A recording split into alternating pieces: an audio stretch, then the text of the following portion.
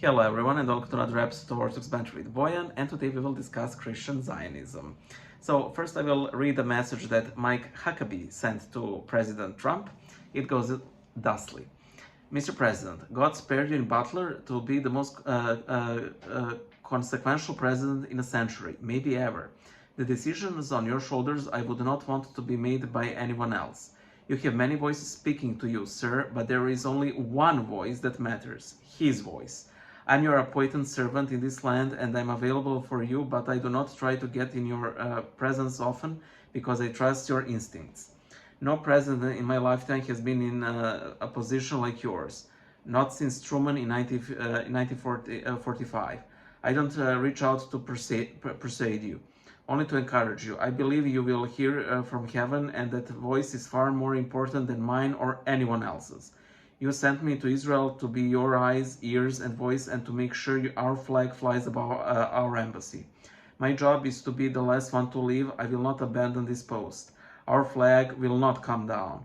You might not seek this moment sought you. It is my honor to serve you. Mike Huckabee. The second thing I want to read is a pretty horrible tweet by Bill Mitchell. Has anyone considered the possibility that America has miraculously survived so many close calls over the centuries is that our purpose is to defend Israel? If we quit Israel, I believe God may quit us, and I'm not prepared to take that chance. My sole reply to this: has anybody considered that the purpose that the America has survived for all these centuries is to defend Israel? Is nobody considered that because it's complete and utter delusion. Okay, I'm the one in question, and we will discuss the heresy of Christian Zionism. Heresy is a horrible thing. It makes you believe wrong things about the right God, and that is what differentiates it from paganism or other monotheistic religions, because while you know God, there are some things about God that you horribly miss, that completely distorts your relationship with Him, your spiritual life, your worship. First of all, heresy is damaging to one's soul because of all the things listed. But with Christian Zionism, and I believe this is true of every heresy, but it is especially pertinent here, is that it can cause tangible damage in everyday life, but also worldwide. And this is these two things that I have just read are very indicative of that. So what is the issue? Christianity always taught that true Israel of God is the church. It's not the Jews, it's not any state that they formed. Let me put it this way. Imagine I found a firm and it's called Israel. So I name my company Israel.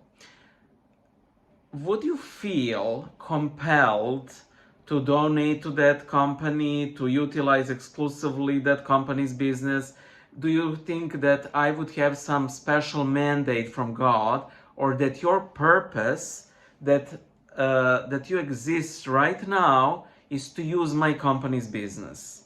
And if you think that's completely insane, that is the exact same problem this Bill guy is also making, because it is classic word concept fallacy here at work here, because Israel in the Bible again refers to the church. And let us remember, and if you think that I'm wrong, please read the epistles of John the Apostle, where he directly says, he who denies the Son denies the Father. I made a video previously where I said, and I honestly believe, that it's perfectly fine to lie to a Nazi if you're hiding Jews in your basement. I completely and 100-300% stand behind that. However, our commandment from Christ to defend our neighbor, to love our neighbor, and so on and so forth, it does not mean that we need to provide political support. Immigration is very similar. We can help individual people, but that does not mean that we have to simply allow everybody to enter our country and similar things. Christian Zionism is a special kind of beast because the way it's created. Okay, so we have Hitler, he commits the Holocaust. A lot of people at that time believed that they have failed the Jews and that they needed to politically support the Jews in order to assuage their guilt and so on and so forth. And that is why Israel was created, even though there were, of course, movements even way before Hitler for Israel to be created. A lot of Christian Zionism is based on two things: on this guilt over allowing Holocaust to happen, and second, that Israel is paying a lot of money for lobbying in the United States, and a lot of politicians earn a lot of money from Israel. And again, let me remind you that one, America is probably the only country where lobbying is legal. Everywhere else, it's called corruption. Now, you might say, well, it's still done. Well, yeah, but it is still called something bad here.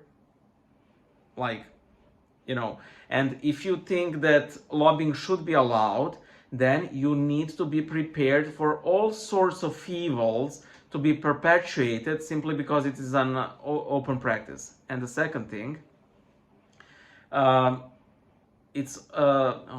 think I've lost myself, but you get the gist of it. People will use things like, well, our older brothers in faith and so on. Let us not deceive ourselves. They have ultimately rejected God, you know, and the doors of repentance are always open to them. And also, let us remember, we're talking religion here. One's religious standing does not grant political benefits or impediments. Even if the entirety of Israel converted to Christianity, which I doubt it will, it still does not force you, as it were, to support Israel. If you support Israel, do it because you support Israel.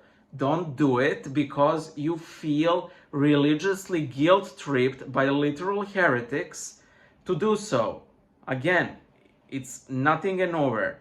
I think that evangelical Christians have one disastrous thing in common with the Jews. Jews really like to trick God, you know. Oh well, we can't move on Sabbath, but if we use these special designed elevators, phones, we can technically press buttons and so on. Well, we can move. We can only make, I don't know, 2,000 steps. But if we put these special lines over Manhattan, you know. A lot of evangelical Christians think that they will usher Armageddon if they support the Jews and establishment of Israel and so on and so forth. You can't force the hand of God. God moves in His own time, you know. And also, let us be aware that a lot of these Christian evangelicals, I'm sad to say it like this, but they're useful idiots for Israelis, you know, for all of these reasons that I have reiterated. Now, when it comes to Israel and Iran, there are very complicated things at play there, you know. These interactions between the evangelicals and the Jews, Israel and the United States, the existence of oil, the nuclear weapons that might not exist you know, in Iran, but sort of definitely exist in Israel. However, Iran was under scrutiny by international inspectors, while the same impediment wasn't imposed on Israel for, I don't know, because they simply didn't let them, and we let everything slide. So yeah, things are bad, but again, reject this heresy outright. It's simply false. You do not need to support the religion or the political stances of people who literally deny Christ and therefore God the Father. You know, it's fine if like they're out being mauled in the street and you save them and similar things. You know, just because you oppose Israel politically does not make you a Nazi. You know, we know what Nazism is, and this isn't it. So yeah, bye.